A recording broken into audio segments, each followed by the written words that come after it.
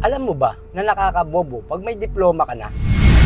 Kaya tapusin mo ang video na to kung isa kang tao na may diploma para malaman mo na nakakabobo pag meron ka ng diploma. Kaya ngayon, malalaman mo na isa ka na rin palang may diploma na bobo.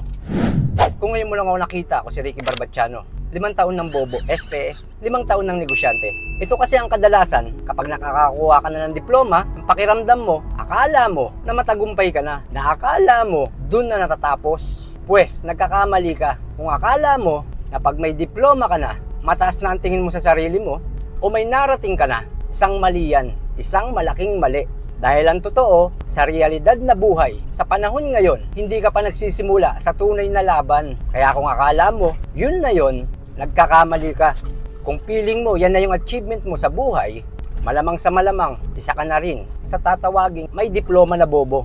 Okay lang i-celebrate kapag nagkakaroon ka ng award, kapag nagkakaroon ka ng mga achievement, mga reward, diploma, okay lang naman na maging masaya ka. Okay lang na i-celebrate mo dahil nga pinaghirapan mo din yan, pinaghirapan din ng magulang mo yan para makakuha ka ng diploma, okay yan. Pero wag mong ilagay sa utak mo na yan na yung tagumpay mo. Dahil ang totoo, hindi ka pa nagsisimula sa laban ng buhay. Hindi ka pa nagsisimula sa totoong laban, sa totoong laro sa mundo. Okay na magkaroon ka ng diploma kasi kailangan yan sa mundo. Dahil ang diploma, requirements yan. Yan ay isang papel na kung gusto mong tahakin yung kinuha mong kurso at kung seryoso ka dun sa kukunin mong kurso, kailangan mo talaga ng diploma para makapasa ka sa board exam. Malaking puntos kung meron kang diploma.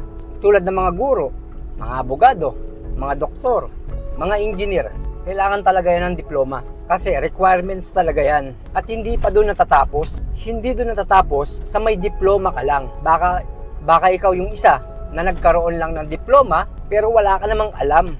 Magkakaroon lang ng visa yung diploma mo kung meron kang nalalaman dun sa mga itinuro sa'yo. Magkakaroon lang ng visa yung diploma mo kung meron kang natutunan.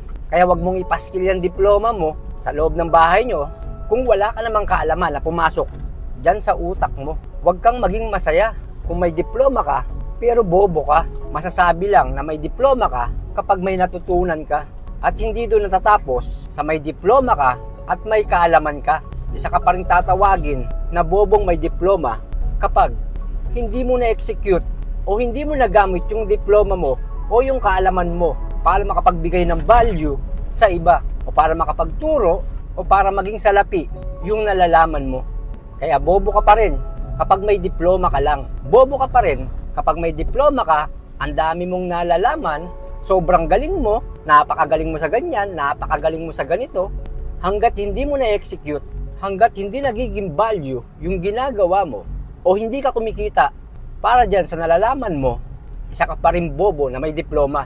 Tulad ng mga guro, abogado, doktor, engineer, meron silang diploma. Sumunod, meron silang kaalaman. Sumunod, nag-execute sila. Kaya sila naging guro, kaya naging abogado, kaya naging engineer, kaya naging doktor. Kasi nga, meron silang valueng binibigay sa tao. Pero kung hindi ka tulad nila, na masabi lang na may diploma pero nakahilata ka lang dyan, wala kang trabaho, wala kang negosyo, wala kang pinagkakakitaan, wala kang value na binibigay, aba, mag-isip-isip ka na. Dahil sa realidad na buhay, lamang ang nag-execute, lamang ang kumikilos, lamang ang may ginagawa, lamang ang may value, lamang yung nakapagbibigay ng serbisyo sa mga tao, lamang yung kumikita. Kaya kung ikaw yung may diploma, na pakiramdam mo, na pag-iiwanan ka na, ano bang dapat mong gawin? Huwag kang tumingin sa diploma. Kung ikaw yung tao na may diploma, tulad ko, kukwento ko nga pala sa inyo, tulad mo rin ako, na may certificate dahil ang kinuha kong kurso ay ang pagsisiman, marine transportation. Natapos ko yung 3 taon na academic, kaya meron din akong certificate. Hindi ko napapahabain, hindi ko rin nagamit yung diploma ko, hindi ko rin nagamit yung nalalaman ko sa pagbabarko. Tulad mo din ako na may diploma na bobo. Pero ang ginawa ko, hindi ako tumingin sa diploma ko. Kaya yung mga una kong trabaho, kadalasan mga factory worker. Kadalasan, mga factory, hindi ako tumingin na kailangan ganito yung trabaho ko, na kailangan mataas yung trabaho ko. Pero pag nag-apply ka naman sa mga ang katotohanan, ay kakagraduate mo pa lang, hinahanapan ka na kagad ng experience. 14 years din ako naging empleyado sa iba't ibang kumpanya. Naging OFW din ako ng 3 taon.